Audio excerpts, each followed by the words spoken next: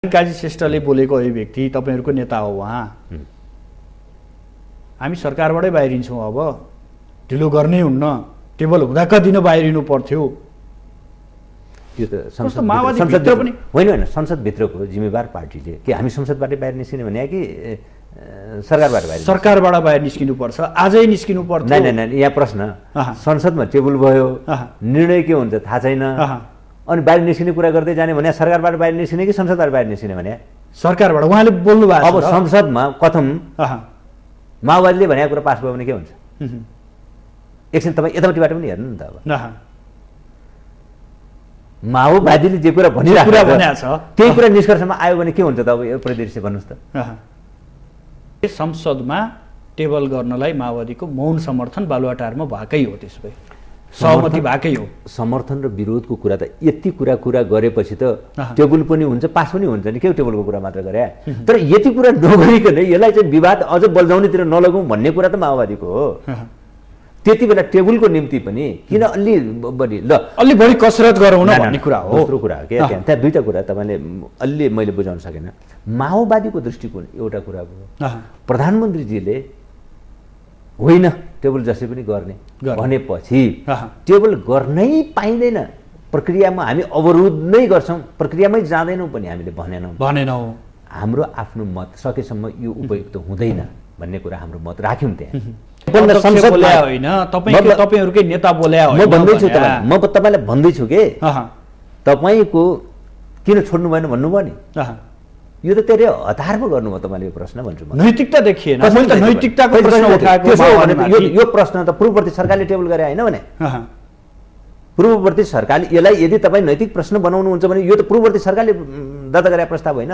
त्यसरी हेर्दा त होइन क्या, मैले अहिले यसरी त्यस कारण पूर्ववर्ती सरकारले दर्ता गरेकै कारणले यसको विरोध गर्नुपर्छ भने पनि होइन। पूर्ववर्ती सरकार नेकपा को थियो त्यो प्रश्न पनि त आउला, त्यो पनि आउला। त्यसमा मैले अझ त्यता गएन नि त, मैले त्यो कुरा भनेन के। संसदको विषयवस्तु बनिराखेको अवस्थामा त्यो क्षेत्रलाई अतिक्रमण नगरौँ न यार। सार्वभौम संसदको कुरा गरिरहनु भयो, पटक पटक यो शब्द यहाँको मुखबाट हो। त्यसकारण अहिले नै अतिक्रमण नगरौँ न भन्ने मेरो भनाइ। सार्वभौम संसदमा टेबल हुने बेलामा अवरोध किन गरे माओवादीले? माओवादीले कहाँ अवरोध गर्यो? देव गुरुङले के भन्नु भएको छ?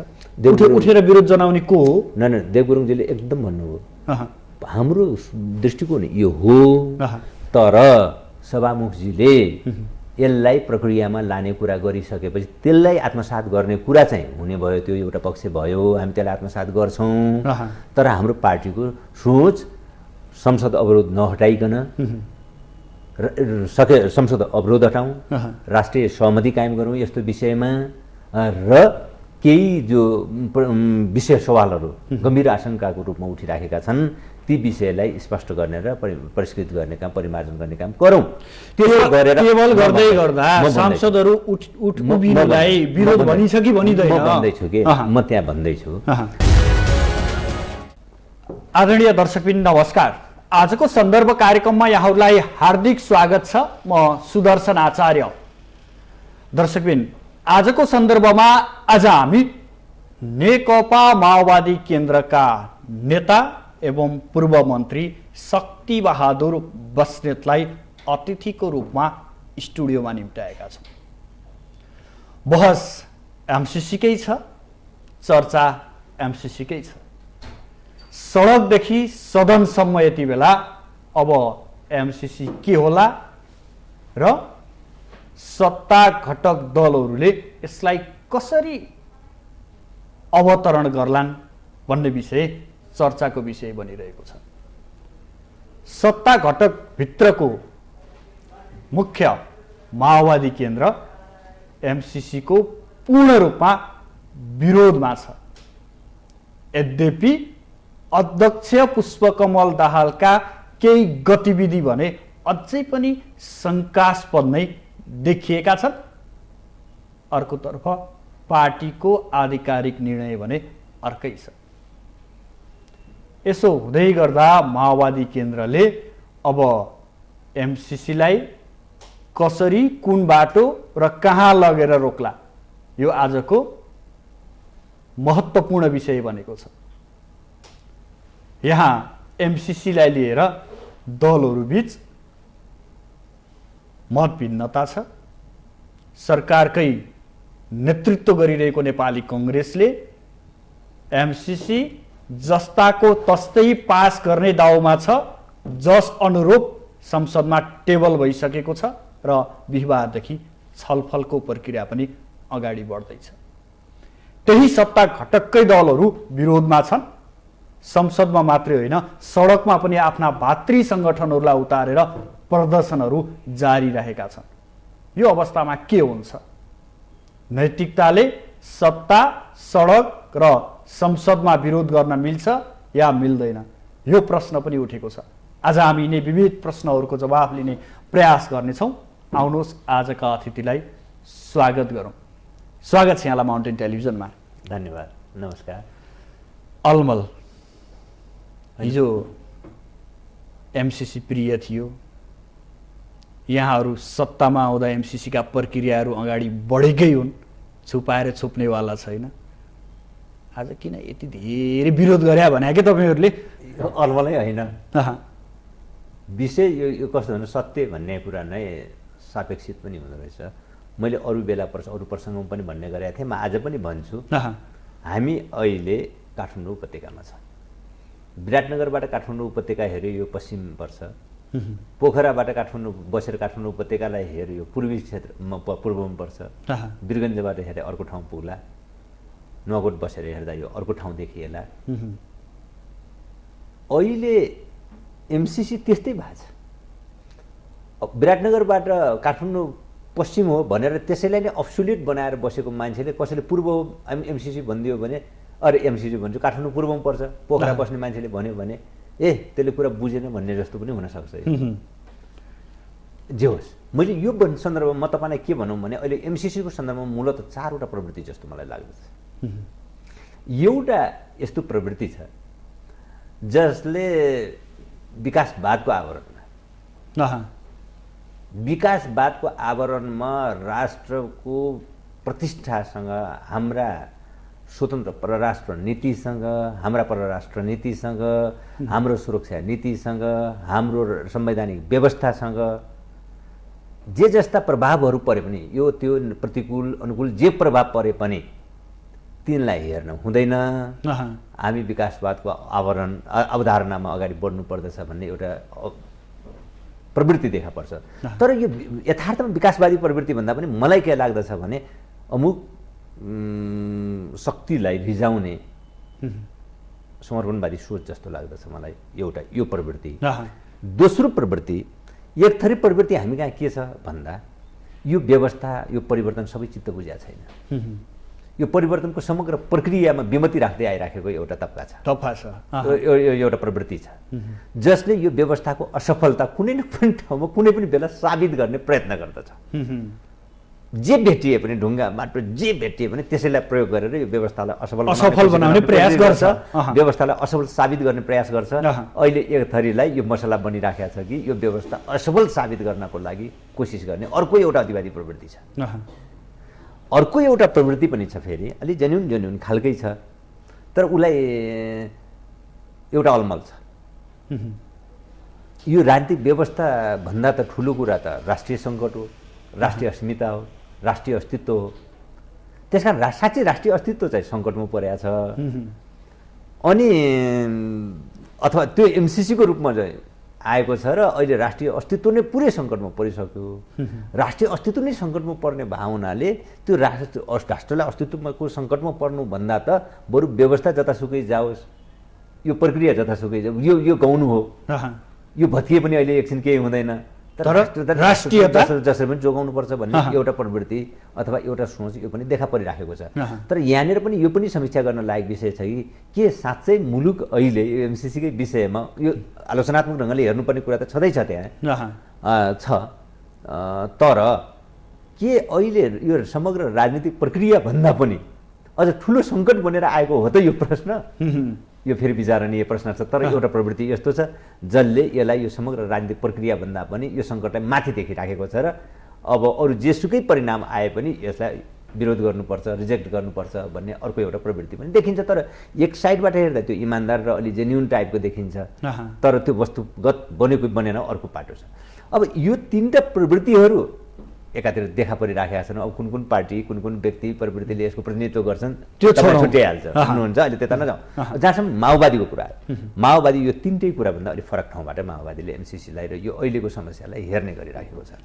माओवादीको पहिलो कुरा त माओवादीले यो राष्ट्रियता लोकतन्त्रलाई एउटा यी एक सिक्काका दुई पाटो हुन्, यसलाई एकअर्काबाट अलग गरेर हेर्नु हुँदैन भन्ने मान्यता धेरै पहिलेदेखि नै राख्दै आएको छ। किनभने नेपालमा हामीले देखेका छौँ एक थरी राष्ट्रियताको आवरणमा लोकतन्त्रलाई लोकतान्त्रिक मूल्यलाई जहिलेसुकै राष्ट्रवादको प्रतिपक्षी बनाएर हेर्ने एउटा प्रवृत्ति देखियो नेपालको इतिहासमा।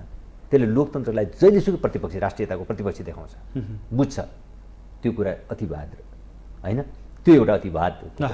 हामीले लोकतन्त्रको कुरा गर्दा स्वाधीनतालाई, राष्ट्रको अस्तित्वलाई, इमेजलाई फेरि व्यवस्था गर्ने खालका कतिपय सोचहरू पनि देखिन्छन्। त्यसले राष्ट्रिय आत्मसमर्पणवादतिर पनि लान्छ। फेरि अर्को अतिवाद त्यो देखेर। तर यो दुईटैभन्दा अलिकति एक ठाउँ माथि उठेर माओवादीले जहिलेसुकै राष्ट्रियता र लोकतन्त्रलाई एउटा सिक्काको दुईटा पाटो, एउटा स्वाधीन राष्ट्रमा मात्र लोकतन्त्रले फल्ने फुल्ने अवसर प्राप्त गर्दछ, लोकतान्त्रिक मूल्यहरूले नै एउटा स्वाधीन राष्ट्र निर्माणको साँचो अर्थमा आधार प्रदान गर्न सक्छ भन्ने कुरो माओवादीको मूल्य मान्यता यो रहँदै आयो। र अहिलेको यो प्रसङ्गमा पनि हामी यो कुरालाई बडो गम्भीरताका साथ ध्यान दिइराखेका छौँ। हो, एमसीसी का विषयमा केही जरुर माओवादीका रिजर्भेसन पनि छन्, जनस्तरमा उठिराखेका केही आशंकाहरू पनि छन्, हो त्यसको पनि निरूपण चाहिएको छ, त्यसलाई निवारण पनि गर्नुपर्ने छ। तर एमसीसी नो एमसीसीको तह माओवादीले कहिले भनेन, नो एमसीसी नै भनेको छ। नेपालमा अहिले एउटा जस्ताको तस्तै एमसीसी भन्ने छ, जस्ताको तस्तै एउटा नो एमसीसी भन्ने छ, एउटा करेक्सन सहित माओवादीले भन्दै आएको कुरा करेक्सन सहितको एमसीसी भन्ने कुरा हो, परिमार्जन सहितको एमसीसी भन्ने हो नि त। त्यसकारण यो भनाइ के हो भने हाम्रो राष्ट्रिय अब हाम्रो स्वतन्त्र राष्ट्र नीतिसँग, हाम्रो सुरक्षा प्रणालीसँग, हाम्रो संवैधानिक व्यवस्थासँग, हाम्रो सार्वभौमिकतासँग केही प्रतिकूल प्रभाव पार्ने विषय छन् भनेर जो उठिराखेका छन् तिनलाई स्पष्ट गर्नुपर्ने तहमा स्पष्ट गरौँ, भ्रम हुनु भने स्पष्ट गरौँ, करेक्सन गर्नुपर्ने तहमा तिनलाई करेक्सन गर्नको निम्ति तयार बनौँ र परिमार्जन सहित अगाडि बढ्नु। यो राष्ट्रको स्वाधीनताको दृष्टिले, लोकतान्त्रिक प्रक्रियालाई अगाडि बढाउने दृष्टिले सन्तुलित समाधान हुन्छ भने यहाँले घुमाउरो पारामा मिठो गरी जवाफ दिनुभयो। अलमल होइन, यद्यपि सबै यदि सन्तुलित सबैभन्दा राष्ट्र र यो राष्ट्रको स्वाधीनता लोकतन्त्रका मूल्य मान्यता सबैलाई रिप्रेजेन्ट गर्ने, त्यसपछि त्यो सबैको चाहिँ रक्षा गर्दै अगाडि बढ्ने एउटा सन्तुलित दृष्टिकोण हो माओवादीले अगाडि सारेको यस सन्दर्भमा। त्यसकारण माओवादी सबै खालका अतिवादबाट म यहाँलाई जोड्न चाहेको माथि उठेको छ। मैले यहाँलाई जोड्न चाहेको कुरा, यहाँले घुमाउरो तरिकाले मिठो गरी जवाफ दिनुभयो। होइन, मैले तथ्य भने वास्तविकता यो छैन क्या भने माओवादीको वास्तविकता यो हुँदै होइन भनेर विश्लेषण गर्छन्। विश्लेषकले के भन्छन् यो कुरा त मलाई भन्नु नि त, म त माओवादीको एक सदस्यको रूपमा मैले त माओवादीको कुरा नै भनिराखेको छु। विश्लेषकले बाहिर के भनिराखेका छन् त्यो तपाईँले अहिले त माओवादीको कुरा त मसँग सोध्नु न, विश्लेषकले के भन्छन् भन्ने भन्दा पनि तपाईँहरूले सत्तामा पनि बस्ने, एमसीसी पनि विरोध गर्ने, बालुवाटार जाने एउटा कुरा गर्ने, पार्टी बैठकमा अर्को निर्णय गर्ने, अनि बरु सत्तै छोडिदिन्छौँ एमसीसी पास गर्दैनौँ भनेर पनि हिँड्ने कस्तो द्वैत चरित्रको माओवादी के भने यो तपाईँले कस्तो मैले अझै तपाईँलाई स्पष्ट गर्न सकेन भन्दा बढी उपयुक्त होला होइन त। म के भने यो प्रस्ताव टेबल भयो, संसदमा दर्ता पूर्ववर्ती सरकारले नै गरे हो, सचिवालयमा दर्ता गरे हो, अहिले टेबल भयो। यो सार्वभौम सत्ता सम्पन्न संसदको पुँजी बन्यो होइन त। भोलिदेखि हामी छलफलको प्रक्रियामा जाँदैछौँ। संसदले के निर्णय गर्छ, त्यसमा अमुक कुन कुन पार्टीको के दृष्टिकोण रहन्छ, अनि अहिले त संसदको सर्वोच्चताको मुख्य कुरा होला नि। अहिले कुन पार्टीले ठिक छ उसो भए टेबल गर्दै गर्दा विरोध किन यता भन्छु हो त्यहाँ त आफ्नो मत त छ नि त टेबल गर्दै गर्दा राजनीतिक पार्टीहरूको सार्वभौम संसदले के निष्कर्ष निकाल्छ, के निर्णय गर्छ? परिमार्जन सहित जाने कुराको निष्कर्ष निकाल्छ, नो भन्छ, यस भन्छ, अथवा यसलाई अलि परिष्कृत गरेर लैजाउँ, या त यसलाई अझ व्यापक छलफल गर्दै अगाडि बढाउँ, अझ छलफल पुगेन भन्छ कि, या त अझै यसलाई चाहिँ केही कन्डिसन सहित रेटिफाइड गरौँ भन्छ कि। त यो सार्वभौम संसदको निर्णय आउन बाँकी छ, छलफल हुन बाँकी छ। अनि त्यो छलफलको निष्कर्ष ननिस्किकन तपाईँले यो पार्टीले सरकार छोड्नुपर्छ, यो पार्टी सरकारमा बस्नुपर्छ, को बस्नुपर्छ, को बस्नु पर्दैन, यो सार्वभौम सत्ता सम्पन्न संसदमा होइन, तपाईहरुकै नेता बोल्या होइन। म भन्दैछु तपाईँ, म तपाईँलाई भन्दैछु के तपाईँको किन छोड्नु भएन भन्नुभयो नि, यो त तेरे हतार पो गर्नुभयो तपाईँले यो प्रश्न भन्छु म। नैतिकता देखिएन, मैले त नैतिकताको प्रश्न उठाएको। यो प्रश्न त पूर्ववर्ती सरकारले टेबल गरे होइन भने, पूर्ववर्ती सरकारले यसलाई यदि तपाईँ नैतिक प्रश्न बनाउनुहुन्छ भने यो त पूर्ववर्ती सरकारले दर्ता गरेका प्रस्ताव होइन। त्यसरी हेर्दा त होइन क्या, मैले अहिले यसरी त्यस कारण पूर्ववर्ती सरकारले दर्ता गरेकै कारणले यसको विरोध गर्नुपर्छ भने पनि होइन। पूर्ववर्ती सरकार नेकपा को थियो त्यो प्रश्न पनि त आउला, त्यो पनि आउला। त्यसलाई मैले अहिले त्यता गएन नि त, मैले त्यो कुरा भनेन के। अहिले यो संसदको पुँजी भएको छ, संसदले के निर्णय गर्छ हो, त्यो निष्कर्षका आधारमा कुन कुन पार्टीका दृष्टिकोणसँग मिले अथवा त्यो निष्कर्ष अमुक पार्टीको निष्कर्षसँग बेमेल गर्यो, संसदको भर्डिक्ट अमुक पार्टीको निष्कर्षसँग बेमेल गर्यो भने त्यो पार्टीले के सोच्ने त्यति बेला आउँछ क्या यो कुरा। अहिले हामीले टेबल गर्न हुन्न थियो, रिजर्भेसन भयो हाम्रो, तर प्रक्रियालाई हामीले चाहिँ आत्मसात गरिरहेका छौँ नि, प्रक्रियालाई आत्मसात गरे हो अहिले हामीले। तर त्यो प्रक्रियामा ल जाने, छलफल गर्ने, छलफलबाट एउटा निष्कर्षमा पुग्ने, छलफलको क्रममा त 3-4वटा छन्, अझ व्यापक छलफल गरेर एउटा सहमतिमा पुगौँ भन्ने सम्भावना पनि रहन सक्ला। यसलाई परिष्कृत गरेर अहिले टुङ्गोमा लैजाउँ भन्ने कुराहरू पनि रहन सक्ला अप्सनको हिसाबले, रिजेक्ट गरौँ भन्ने पनि रहन सक्ला, एक्सेप्ट गरौँ भन्ने पनि रहन सक्ला, पास होला, फेल होला, परिष्कृत परिमार्जन सहित पास होला, अथवा अझै यसले व्यापक छलफलको माग गर्यो भन्ने प्रश्नहरू होला। यो सम्पूर्ण कुरा सार्वभौम संसदको विषयवस्तु बनिराखेको अवस्थामा त्यो क्षेत्रलाई अतिक्रमण नगरौँ न यार, सार्वभौम संसदको कुरा गरिरहनु भयो, पटक पटक यो शब्द यहाँको मुखबाट हो, त्यसका अहिले नै अतिक्रमण नगरौँ न भन्ने मेरो भनाइ। सार्वभौम संसदमा टेबल हुने बेलामा अवरोध किन गरे माओवादीले? माओवादीले कहाँ अवरोध गर्यो? देव गुरुङले के भन्नुभएको छ? उठेर विरोध जनाउने को हो? न देव गुरुङजीले एकदम भन्नुभयो, हाम्रो दृष्टिकोण यो हो, तर सभामुखजीले यसलाई प्रक्रियामा लाने कुरा गरिसकेपछि त्यसलाई आत्मसात गर्ने कुरा चाहिँ हुने भयो, त्यो एउटा पक्ष भयो, हामी त्यसलाई आत्मसात गर्छौँ। तर हाम्रो पार्टीको सोच संसद अवरोध नहटाइकन संसद अवरोध हटाउँ, राष्ट्रिय सहमति कायम गरौँ यस्तो विषयमा, र केही जो विषय सवालहरू गम्भीर आशंकाको रूपमा उठिराखेका छन् ती विषयलाई स्पष्ट गर्ने र परिष्कृत गर्ने काम, परिमार्जन गर्ने काम गरौँ। त्यो गरेर टेबल गर्दै गर्दा सांसदहरू उभिनुलाई विरोध भनिन्छ कि भनिदैन? म भन्दैछु के, म त्यहाँ भन्दैछु। अब त्यसपछि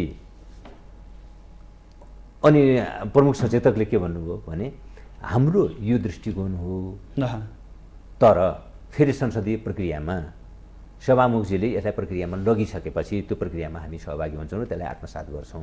गुरुङजीले भनेको कुरा यही हो, हाम्रो प्रमुख सचेतकले भनेको कुरा यही हो। तपाईँले जहाँसम्म दोस्रो कुरा भन्नुभयो त्यहाँ ठिकै हो, एउटा इमोसनल वातावरण पनि थियो, अलिकति इमोसनल वातावरण पनि बनिराखेको थियो।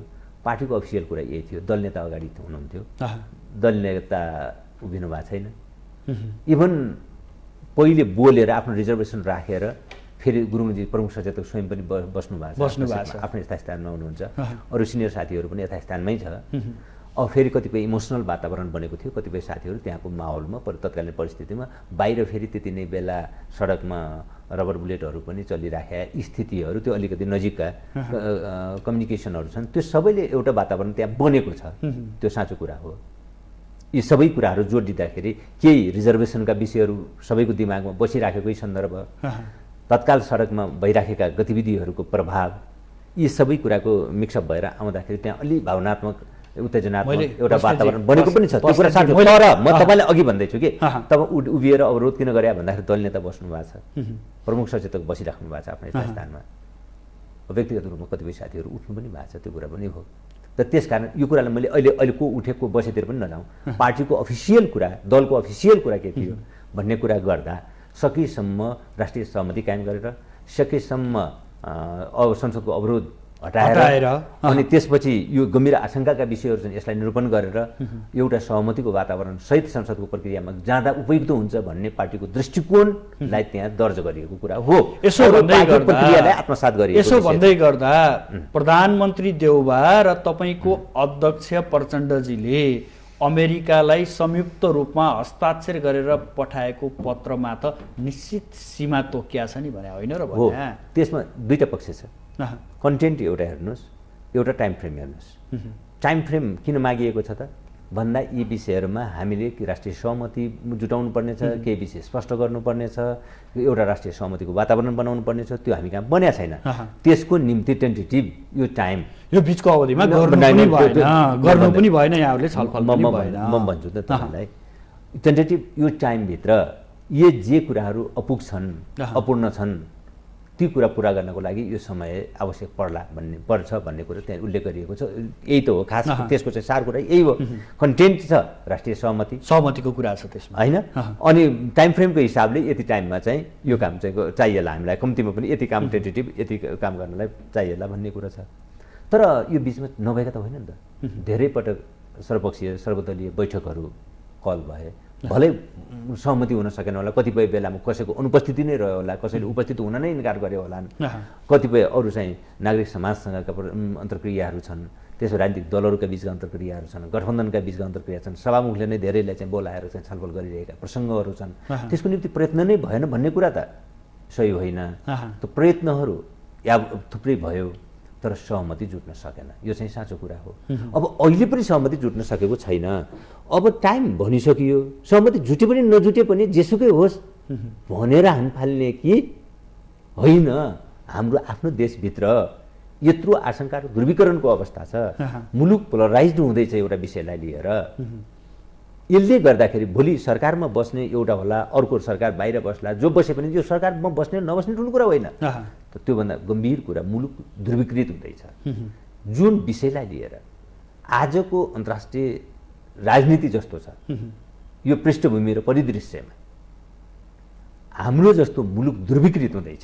यो अवस्थासम्म पुर्याउने को तपाईहरू होइन, हामी कसरी, यहाँहरूले कसरी 17मा टेबल भइसकेको आइसकेको अथवा हस्ताक्षर भइसकेको एमसिसीलाई त्यति बेलादेखि नै छलफल गरेर समयमै निरूपण गरेको भए आज यो अवस्था आउँथ्यो। हामी भन्नाले तपाईँले आम कुरा गर्नुभयो भने म यो कुरासँग केही हद राजनीतिक दलहरू नेताहरू म यो कुरासँग सहमत छु। आम कुरा गर्नुभयो भने म सहमत छु, किनभने हामी नेपालीको अलिअलि तरिका कस्तो भयो भने हतारमा निर्णय गर्ने, फुर्सदमा पछुताउने जस्तो। निर्णय गर्दा यसका सर्वै पक्षहरू गहिरो विश्लेषण गर्ने, यतिका विषयहरूमा छलफल गर्दाखेरि सरकारले प्रतिपक्षीहरूको पनि यो विषयलाई यहाँसम्म ल्याउने त यहाँहरूकै भूमिका हो, दलहरूकै भूमिका हो। मैले आम भन्दाखेरि मैले यो कुरा त माने त, तपाईँले आम रूपमा भन्दाखेरि हतारमा हामी निर्णय गर्छौँ, फुर्सदमा चाहिँ पछुताउने जस्तो नेपाली कहावत छ। त्यस्तै जस्तो हामी निर्णय गर्दाखेरि धेरै सोच विचार नगर्ने, अब निर्णयको जब चाहिँ रियाक्सन हरेक क्षेत्रभित्रबाट आउँछ अनि त्यसपछि बल्ल त्यो विषयवस्तुतिर प्रवेश गर्ने राजनीतिक पार्टीहरूको अवस्था चाहिँ त यो विचारणीय छ, यो समीक्षा गर्न लायक छ। म यो कुरालाई त मान्छु त। तर फेरि त्यो यसो भनेर गल्तीमाथि गल्ती थप्दै जाने कुरा पनि त्यति उपयुक्त हुँदैन। यो परिस्थितिमा फेरि अहिले सन्तुलित ढङ्गले क्या हामी कसैलाईसँग पनि हामी नराम्रो सम्बन्ध बनोस् हामी यो चाहँदैनौँ। नेपालीले आज हामी नेपाल जुन अवस्थामा छौँ, नेपालीहरूको जुन अवस्था छ, यस परिस्थितिले हामी कसैसँग शत्रुतापूर्ण सम्बन्ध बनाउनु नेपाल र नेपाली जनताको लागि त्यो हितकर हुँदैन, हितको विषय पनि होइन र त्यो सही पनि हुँदैन। फेरि हित हुने कुरा दोस्रो कुरा भयो, ठिक र बेठिकको कुरा पहिलो कुरा भन्दा। अब ठिक बेठिकको दृष्टिले पनि अहिले त्यसरी सोच्नु चाहिँ उपयुक्त हुँदैन भन्ने कुरा नै सही हो। अब अहिले त्यस कारण अब एमसिसीको बारेमा जे आइराखेको छ, मेरो प्रष्ट भनाइ के छ भने, र माओवादीको पनि प्रष्ट भनाइ, परिमार्जन सहित भन्नुको अर्थ यसलाई आर्थिक प्याकेजको रूपमा ग्रहण गर्ने हो। आर्थिक प्याकेजको रूपमा ग्रहण गर्ने भन्ने कुरामा माओवादीमा दुविधा कहीँ पनि छैन। म यति कुरा प्रष्ट रूपमा भन्छु। परिमार्जनको औचित्य पनि यसैमा हो, अर्थ पनि यसैमा हो। आर्थिक प्याकेजको रूपमा माओवादीले यसलाई ग्रहण गर्नुपर्छ भन्ने कुरा प्रारम्भदेखि भन्दै आएको छ। आज पनि माओवादीको भनाइ यही हो। परिमार्जन कुनै अमूर्त विषय होइन। अब यसलाई आर्थिक प्याकेज हो भन्ने कुरामा सबै कन्फिडेन्ट हुने, सबै विश्वस्त हुने, हामीले आर्थिक प्याकेज ग्रहण गरेका छौँ, हामी कुनै गठबन्धनमा सहभागी भएका छैनौँ, हाम्रो स्वतन्त्र परराष्ट्र नीतिमाथि अरू थप केही दायित्व सिर्जना भएको छैन, हाम्रो संवैधानिक व्यवस्थामध्ये माथि होला अन्तर्राष्ट्रिय कानुनहरूको त सबैले पालन गर्ने, सबै राष्ट्रले पालन गर्ने विषय होला, त्योभन्दा अमुक देश विशेषका कानुनहरूले सुपरसेट गर्ने स्थिति हुँदैन भन्ने कुरामा विश्वस्त हुने एउटा वातावरण सबैलाई तयार गर्ने र अनि एउटा आर्थिक प्याकेजको रूपमा यसलाई ग्रहण गर्नुपर्छ, यसलाई स्वीकार गर्नुपर्छ। आर्थिक प्याकेजको रूपमा उसो भए संसदमा टेबल गर्नलाई माओवादीको मौन समर्थन बालुवाटारमा भएकै हो, त्यसो भए सहमति भएकै हो। समर्थन र विरोधको कुरा त यति कुरा गरेपछि त टेबल पनि हुन्छ, पास पनि हुन्छ नि, के टेबलको कुरा मात्र गरे। तर यति कुरा नगरिकन यसलाई चाहिँ विवाद अझ बल्झाउनेतिर नलगौँ भन्ने कुरा त माओवादीको हो। त्यति बेला टेबलको निम्ति पनि किन अलि बढी कसरत गरौँ न भन्ने कुरा हो। दोस्रो कुरा हो क्या, त्यहाँ दुईटा कुरा तपाईँले अलि मैले बुझाउन सकेन। माओवादीको दृष्टिकोण एउटा कुरा भयो, प्रधानमन्त्रीजीले होइन टेबल जसै पनि गर्ने भनेपछि टेबल गर्नै पाइँदैन, प्रक्रियामा हामी अवरोध नै गर्छौँ, प्रक्रियामै जाँदैनौँ पनि हामीले भनेनौँ। हाम्रो आफ्नो मत सकेसम्म यो उपयुक्त हुँदैन भन्ने कुरा हाम्रो मत राख्यौँ। त्यहाँ जनमत जोगाउनु छ नि त, यहाँ जनमतको कुरा होइन, जनमतको कुरा होइन। यो विषय कम्तीमा त्यसले के गर्छ, भोलिदेखि हुने बहसमा त्यसको मिनिङ जनमत जोगाउनेलाई होइन। भोलिदेखि सार्वभौम सम्पन्न सत्ता सम्पन्न संसदको कुरा गर्दैछौँ, सार्वभौम संसदको कुरा गर्दैछौँ, सार्वभौम संसदको कुरा गर्दैछौँ, त्यो भित्र हुने बहसमा त्यसले म्याटर गर्छ। बाहिर भातृ सङ्गठनहरूलाई किन विरोध प्रदर्शनमा उतारेर यति गर्नुपर्ने भने तपाईँले भित्र छलफल गर्ने हो भने यता सुन्नु न, यस्तो हुन्छ नि, कहीँ यस्ता विषयहरू हुन्छ, जनवर्गहरू हुन्छन्, जनवर्गका आफ्ना केही बुझाइहरू पनि छन्, आफ्ना केही एजेन्डाहरू पनि छन्, आफ्ना केही समस्याहरू पनि छन्, पार्टी निर्देशित हुन्छन्, कहीँ न कहीँ सम्बन्ध हुन्छ, कहीँ न कहीँ सम्बन्ध हुन्छ। तर एउटै हुन् मात्र भनियो भने पनि किन जनवर्ग चाहियो त? पार्टी भए पुगेन भने जनवर्गीय सङ्गठन किन चाहिन्छ, पेसागत सङ्गठन किन चाहिन्छ? एउटै पार्टीका इकाइ बनाए भइहाल्यो नि। नेकपा माओवादी केन्द्र विद्यार्थी इकाइ बनाए पुग्यो नि, पुगेन? नेपाली काङ्ग्रेस किन नेविसँग चाहियो? नेपाली काङ्ग्रेस विद्यार्थी इकाइ बनाइदियो भए पुगेन? किन भन्छन् त जनवर्ग सङ्गठित किन हुन्छन् त? किन सङ्गठनहरू भन्छ त भन्दा तिनका बरु हामीले डेमोक्रेटिक एउटा सम्पूर्ण भ्यालुजलाई, यसको समग्र पक्षलाई, पार्टी र जनवर्गहरूसँग सङ्गठनहरूको बिचको सम्बन्धलाई परिभाषित गर्ने प्रश्नमा, त्यसलाई चाहिँ सञ्चालन गर्ने प्रश्नमा अझ मोर एउटा डेमोक्रेटिक सिस्टम के हुनसक्छ भन्ने प्रश्न यो अर्को छलफलको विषय होला, अरू कुनै प्रसङ्गमा छलफल गरौँला। अहिले मैले यतातिर चाहिँ जनवर्गीय सङ्गठनहरूले आफ्नो स्वतन्त्र एउटा भूमिका र आफ्नो स्वतन्त्र अस्तित्व पनि खोजिराख्या होला, यो कुरा होला। त्यो नियन्त्रण गर्ने काम पार्टीले गर्थ्यो नि। छिमेकी मुलुकहरूमा पनि अब किसान आन्दोलनका प्रसङ्गहरू हामी देखिराखेका छौँ। किसान आन्दोलनहरू बेला बखतमा चलिराखेका हुन्छन् नि, पार्टी एक ठाउँमा हुन्छन्, जनवर्गले अर्को आफ्नो चाहिँ पेसा वर्गीय अधिकारको कुरा गरिराखेका हुन्छ, जनवर्गीय अधिकारका कुराहरू गरिराखेका हुन्छन्। यो त हुन्छ नि त, हुँदैन? यो हुन्छ। उसो भए स्वाभाविक हो, बाहिर सडकमा संस्थाहरू लेभलको हुनुपर्छ, कस्तो प्रकृतिको हुनुपर्दछ, त्यो अर्को बहसको एउटा विषय होला। तर जनवर्गले आफ्ना आवाजहरू उठाउने, सरकारको ध्यानाकर्षण गराउने, सरकारलाई चाहिँ कतिपय अवस्थामा दबाव सृजना गर्ने, कतिपय अवस्थामा सरकारको ध्यानाकर्षण गराउने खालका भूमिकाहरूमा जनवर्गीय सङ्गठनहरूलाई पार्टीहरूले पुरै पार्टी अनुशासनमा बाँध्न हुँदैन भन्ने मेरो मान्यता चाहिँ त्यो छ। उसो भए भोलिदेखि अब संसदमा छलफल हुन्छ, यहाँहरू सहभागी हुनुहुन्छ, छलफलमा भाग लिनुहुन्छ? हो, जरुर। यो त अस्ति हामीले भनेका छौँ नि त। अस्ति हामीले यो सकेसम्म नगर्दा हुन्थ्यो, तर प्रधानमन्त्रीजीले यसलाई जसरी पनि चाहिँ छलफलको विषय बनाऊ, टेबल गर्ने विषयको निम्ति चाहिँ प्रयास गरौँ भन्ने हो भने, तर जस्ताको तस्तै पास हुन सक्दैन। यो टेबलको प्रसङ्गमा त प्रधानमन्त्रीजीले भन्नुहुन्छ भने ल यो छलफलसम्म ल ठिक छ, हामी अवरोध नै गर्दैनौँ, छलफललाई नै अवरोध गर्दैनौँ, हामी टेबललाई पनि अवरोध गर्दैनौँ हामी, तर हामीले आफ्नो कुरा चाहिँ राख्छौँ, संसदमा छलफलमा सहभागी हुन्छौँ। हाम्रो भोलिदेखिको छलफलमा पनि हाम्रो यही कुरा हुन्छ कि यो विषयमा राष्ट्रिय सहमति कायम गरौँ।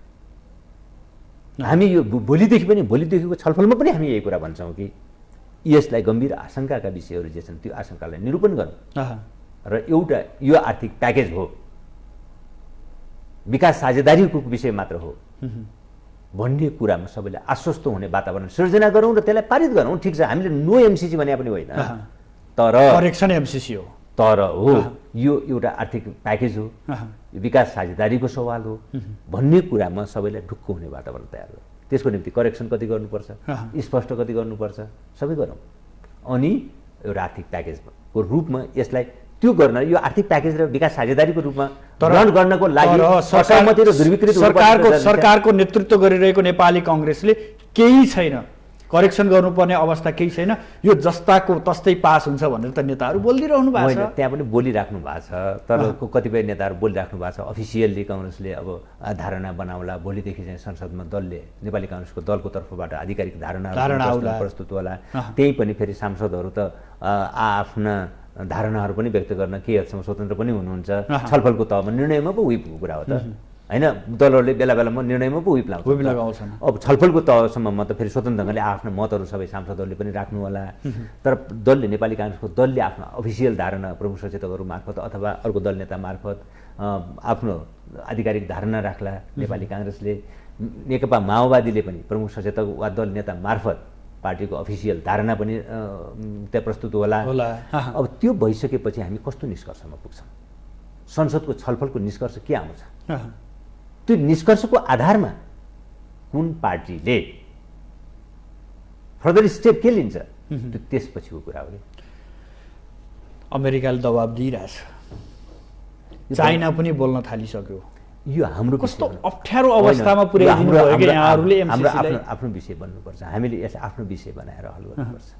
अमेरिकाले त दबाब दियो त भने, नेताहरूलाई टेलिफोन गरेर धम्कीपूर्ण शब्दहरू बोल्यो भनेर तपाईँहरूकै नेताहरू बोलिरहनु होइन। सबैका आफ्नो इन्ट्रेस्ट हुन्छ नि, सबैका आफ्ना, सबैको निम्ति चाहिँ आफ्नो नेसन फर्स्ट हुन्छ, यही त हो। यो त रङ कुरा हो क्या।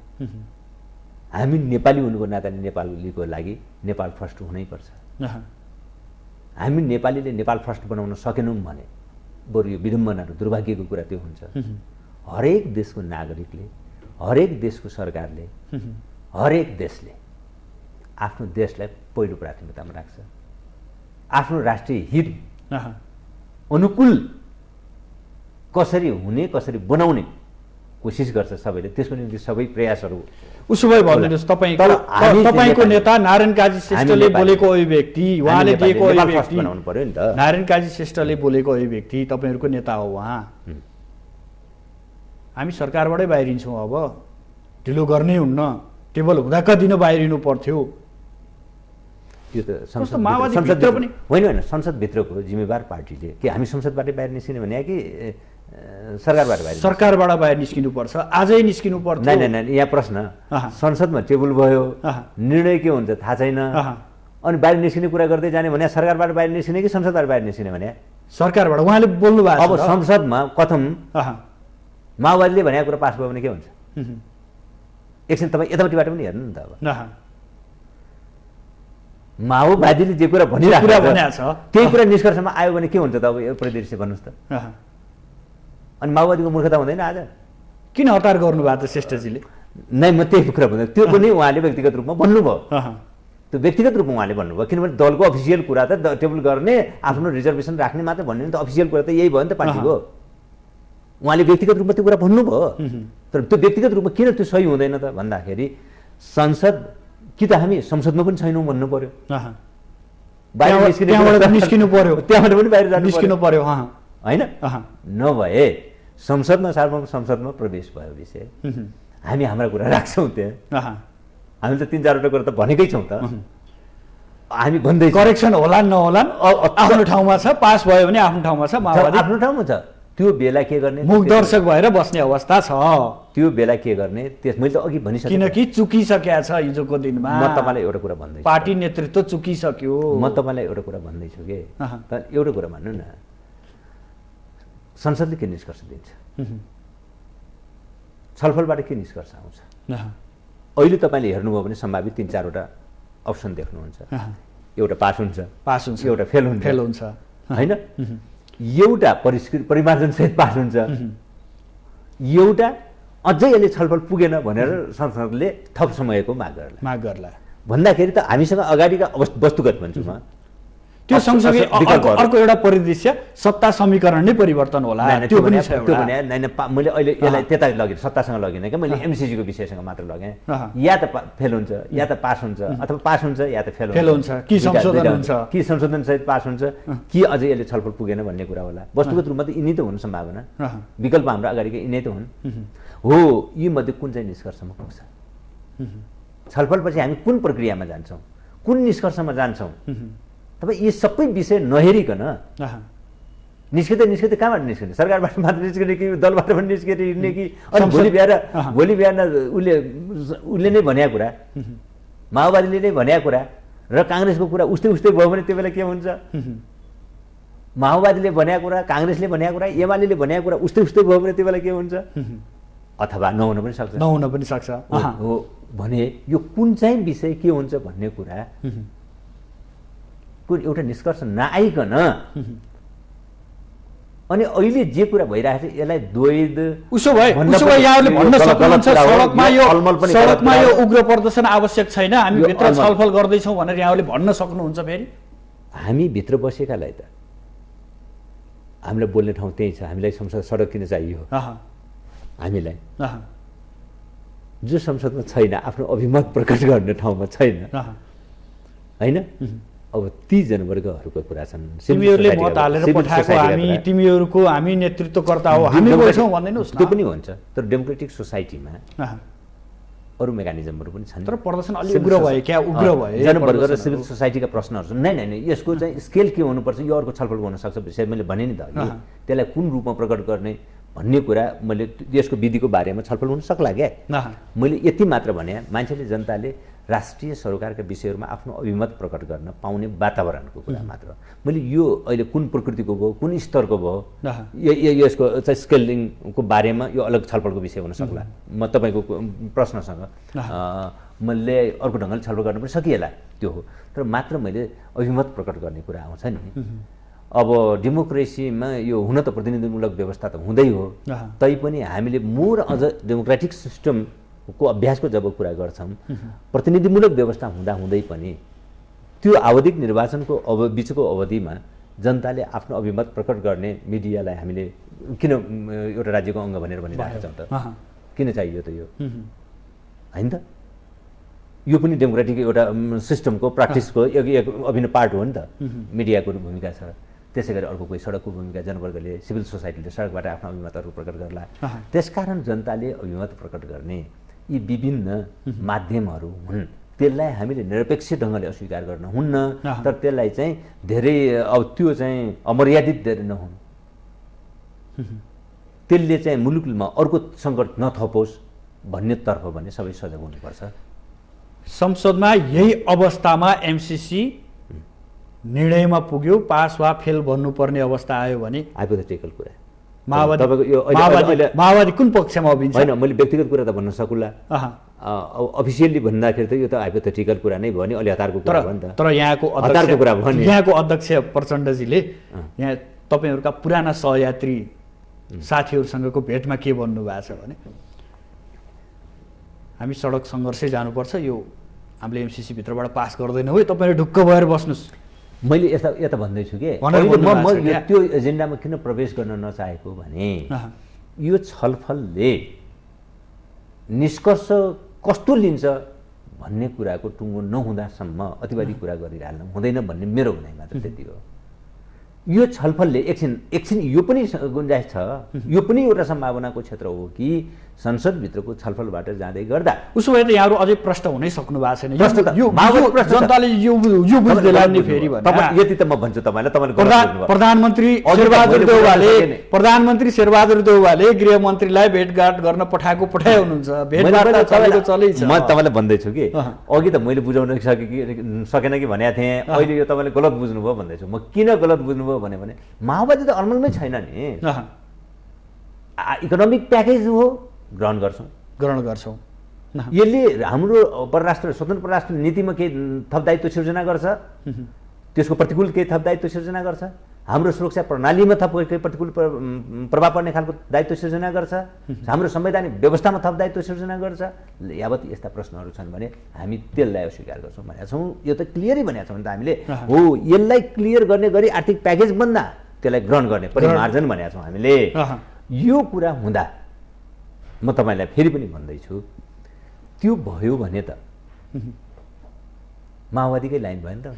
बडो कष्ट छ कि अहिले, बडो कष्ट छैन, माओवादीलाई बडो कष्ट परिरहेछ क्या, कष्ट परेकै छैन, स्पष्ट कुरा छ। हामीले नो पनि भन्दैनौँ, नो एमसिसी पनि होइन, दबाब छ। किन नो एमसिसी भन्नु? दृष्टिकोण, यो दृष्टिकोण मैले तपाईँलाई सुरुमा भनेको थिएँ। हाम्रो लोकतन्त्र र राष्ट्रियता सम्बन्धी हाम्रा केही बुझाइहरू छन्, हाम्रा केही मूल्यहरू छन् र प्रिन्सिपलहरू छन्। हामी राष्ट्रियता र लोकतन्त्र एउटा सिक्काको दुईटा पाटा हुन् भन्ने बुझ्छौँ। मैले अघि भने विकासवादको नाममा राष्ट्रिय आत्मसमर्पणको कुरा गर्न सकिँदैन, त्यो पनि गर्दैनौँ। तर हामी लोकतन्त्रलाई राष्ट्रवादको प्रतिपक्षी बनाउने गल्ती पनि कहिले गर्दैनौँ। राष्ट्रियताको कुरा गर्दा लोकतन्त्रलाई त्यसको प्रतिपक्षी बनाउने, विरोधी बनाउने, अनि लोकतन्त्रलाई चाहिँ भाँडमा धकेल्ने अनि राष्ट्रियताका मात्र कुरा गर्ने कुरा पनि गल्ती पनि हामी गर्दैनौँ। अर्कोतर्फ यो दुईटैलाई सन्तुलित गर्ने कुरा नै यो अहिलेको परिमार्जन हो। निजी क्षेत्रले के भनेको छ भने एमसिसी ठिक छ, यो त एउटा लगानी हो, कहीँ त्यसबाट आउँछ भने लगानी गर्नुपर्छ भने निजी क्षेत्र पनि उहाँका केही व्यवसाय पक्षहरू छन्, उहाँहरूले आफ्नो ठाउँबाट त्यो भन्नुभयो। राजनीतिक पक्षले राज्य सञ्चालनको जिम्मेवारी लिएका को तबकाले यो विषयलाई अझ बेसी गम्भीरतापूर्वक सोच्नुपर्ने सवाल हो। अब मैले तपाईँलाई अन्तमा फेरि सोधेँ, यति धेरै गिज्नु पर्ने विषय थियो एमसिसी? अब यो तपाईँको मेरो चाहनाको विषय भन्दा पनि मुलुकमा एउटा ध्रुवीकरणको जबरजस्त अवस्था सृजना भइराखेको छ अहिले। यो के कसरी भयो इतिहासले यसको समीक्षा पनि गर्दै जाला, किन भयो, हुनु पर्थ्यो पर्दैन, यो पनि इतिहासले समीक्षा गर्दै जाला। तर आजको यथार्थता, आजको रियालिटी के भयो त भन्दा मुलुक ध्रुवीकृत हुँदै गइराखेको छ। मुलुकमा गम्भीर जनस्तरमा गम्भीर आशंकाका विषयहरू उठिराखेका छन्। यो अवस्थामा यो अन्तर्राष्ट्रिय सम्बन्धसँग जोडिएका केही विषयहरूमा मुलुक ध्रुवीकृत हुने कुराले दूरगामी नकारात्मक प्रभाव पार्दछ, दीर्घकालीन रूपमा नकारात्मक प्रभाव पार्दछ। ध्रुवीकरणबाट मुलुकलाई जोगाउनु पर्दछ, नम्बर 1 कुरा। नम्बर 2 कुरा, अब यसलाई अहिले जो गम्भीर आशंका उठिराखेका छन् जनतामा, त्यो जनतामा उब्जिएका आशंकाहरूको निवारण गर्नु, त्यसलाई निरूपण गर्नु नेतृत्वको दायित्व हो, राजनीतिक पार्टीहरूको दायित्व हो। यो दुवै कुरालाई आत्मसात गर्दै हामीले स्पष्ट गर्नु, भ्रम छन् भने भ्रमलाई निवारण गर्नु पर्यो, स्पष्ट गर्नु पर्यो। जेन्युन आशंकाहरू छन् त्यसलाई एड्रेस गर्नु पर्यो र परिमार्जन गर्नु पर्यो। कुनै देशसँगको सम्बन्ध पनि नबिग्रियोस्, देश विदेशसँगको हाम्रो स्वतन्त्र परराष्ट्र नीतिको कार्यान्वयन पनि होस्। यी विषयहरूलाई हेर्दै र हामी विकासको हाम्रो अभियान पनि अगाडि बढ्छ। तपाईहरुलाई एउटा आरोप लागेको छ कि तपाईहरुलाई एउटा आरोप लागेको छ, यिनी कम्युनिस्टहरू चीनले विरोध गरे एमसिसी को भनेको छ, यिनीहरू विरोधमा उफ्रिरहेछन्। यिनीहरूले बीआरआई को विरोध गर्न सक्दैन, त्यसभित्रको यो एकाङ्गी बुझाइ, यो सही बुझाइ होइन। यो अमुक देशको प्रश्न होइन। हामी नेपाल सेन्ट्रिक भएर सोचिराखेका छौँ। हामी नेपालको राष्ट्रिय हितलाई केन्द्रबिन्दुमा राखेर सोचिराखेका छौँ। नेपाली जनताले जे आशंका गरिराखेका छन्, प्रकट गरिराखेका छन्, त्यो आशंकाको निवारण गरौँ न त, र सबैलाई ढुक्क हुने स्थिति बनाऊ। यो आर्थिक प्याकेज मात्र हो, किन जोर जबरजस्ती कुरा गराउनु र यसलाई संसदमा छलफल गरौँ। यति कारणले यो आर्थिक प्याकेज मात्र हो। हामी यो चाहिँ सबैलाई कन्फिडेन्समा लगौँ। यही बिचमा तपाईँको अध्यक्षले के बोलिदिनु भयो, आज के लेख्नु भएको छ भने क्रान्ति र प्रतिक्रान्ति बिचको सङ्घर्ष अहिले जारी छ, त्यसलाई चिर्न हामी तयार छौँ र विजयी पनि भएरै छाड्छौँ भन्नुभएको छ। यो के अर्थमा भन्न खोज्नु भएको? एउटा मैले यसलाई सायद यो विषय नै छलफल त भएको छैन, म यसको सबै भावनालाई व्यक्त गर्न सक्छु कि सक्दैन मलाई थाहा छैन, तर मैले बुझेसम्म भावना बुझ्नुहुन्छ नि त यहाँले। मलाई के लाग्दछ भने, तर मलाई विश्वास के छ भने यसको अर्थ यो साँचो हो, यो कुरा सही छ। अहिले अध्यक्ष प्रचण्डले जे कुरा भन्नुभएको छ यो सही छ। किनभने नेपालमा यो पुँजीवादी जनवादी क्रान्तिको जनवादी क्रान्तिको एउटा मौलिक प्रक्रियाबाट हामी अगाडि बढ्यौँ। जनयुद्ध, संयुक्त जनआन्दोलन, शान्ति प्रक्रिया, यो तीनवटा आयाम छन् नेपाली जनक्रान्तिका। यो तीनटा आयामको समुच्चता नेपाली जनक्रान्ति हो।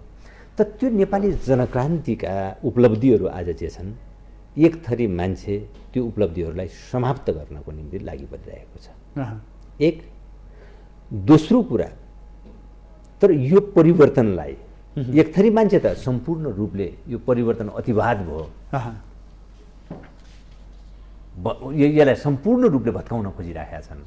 यसको संरचनागत रूपले नै सम्पूर्ण रूपले नै यसलाई भत्काउन खोजिरहेका छन् एक थरी।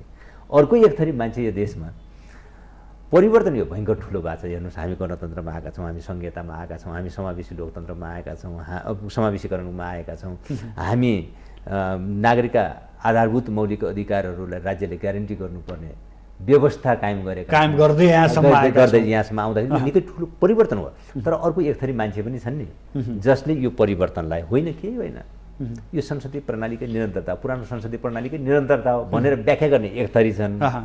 एक थरी मान्छे यो यहाँका सहयात्री नै सबै उल्टाउन पनि चाहन्छन्, यो सबै उल्टाउनै चाहने पनि एक थरी छन्। जे भयो र अब यो हाम्रो अहिले माओवादीले के भन्दै आएको छ भने हाम्रा अगाडि दुईटा कार्यभार छ। अहिले मुलुकका अगाडि दुईटा कार्यभार छ। सबैभन्दा ठुलो सङ्कटमा माओवादी केन्द्र छ, यसरी बुझ्दा हुन्छ क्या?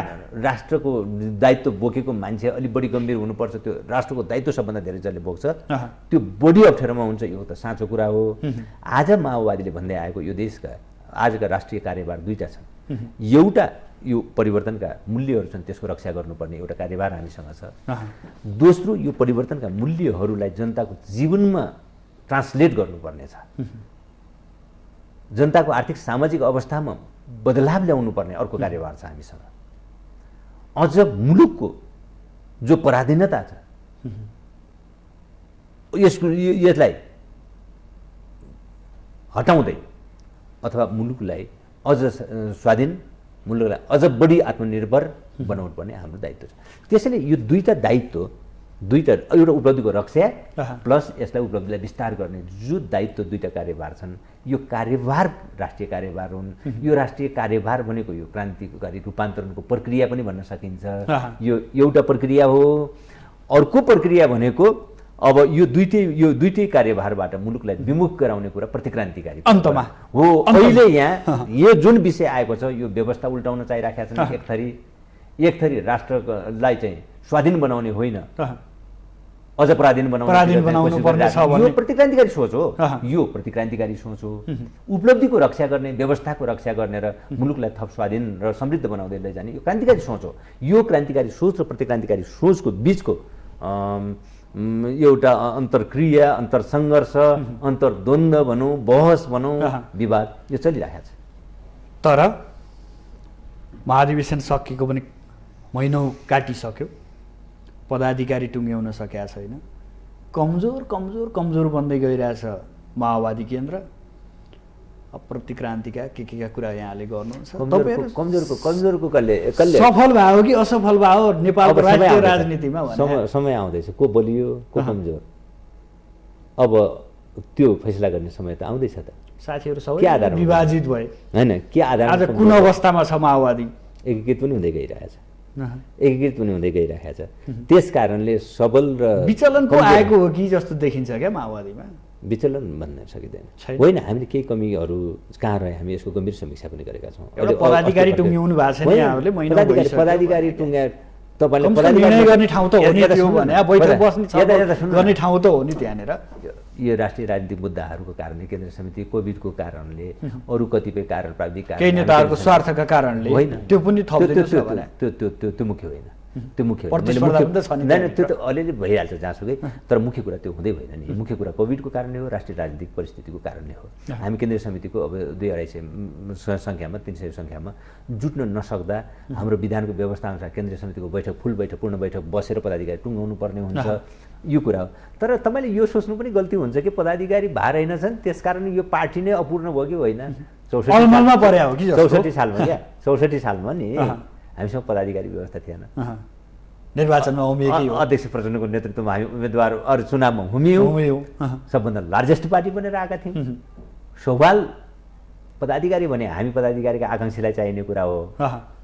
अब यसैमा मात्र पार्टी चाहिँ बन्यो कि बनेन भन्ने कुराको त अन्तिम टुङ्गो त यसले गर्दैन पदाधिकारी भयो कि भएन भन्ने कुराले हामी आकाङ्क्षीहरूलाई त भइदियो हुन्थ्यो भन्ने छिटो र नहुँदासम्म यो पार्टी अलिक पूर्ण भएन कि भने जस्तो लागिरहने त हामीलाई त हुनु स्वाभाविक हुन्छ। तर आममा भन्नुभयो भने फेरि अर्को ढङ्गले त्यस्तो छैन। माओवादी अझै जनमत लिएर अझै बलियो पार्टी बनेर आउँछ।